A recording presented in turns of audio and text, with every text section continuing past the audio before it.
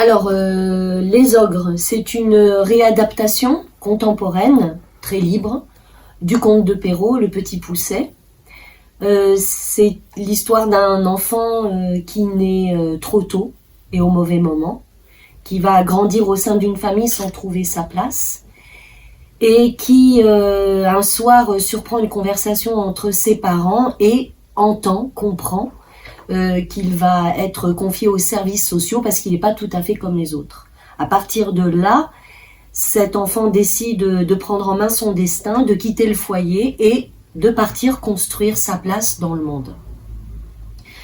Ce qui caractérise ce Poucet-là de l'histoire, cet enfant, c'est pas sa petite taille comme dans le conte d'origine, mais c'est le fait qu'il ne parvienne pas à s'exprimer correctement malgré son âge.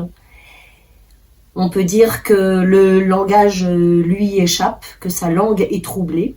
Et tout au long de son parcours initiatique, de son voyage, il va mettre à l'épreuve son mode d'expression et parvenir avec les épreuves et les différentes rencontres et les alliances inattendues qu'il va créer, trouver son chemin, trouver son mode d'expression et se réconcilier avec son histoire et lui-même.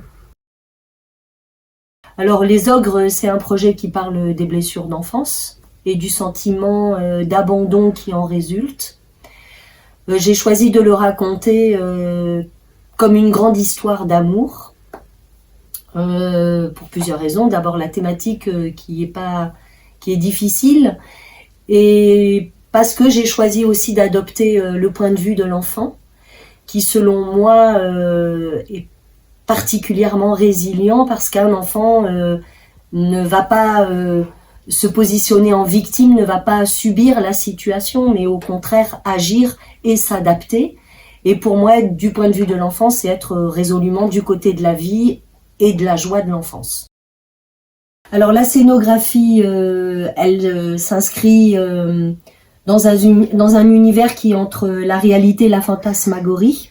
Elle est à l'image de l'enfant, c'est aussi un espace ludique, fait de briques et de brocs. Dans ce 3 fois rien, il y aura une forêt, évidemment, et puis l'ogre qui rôde.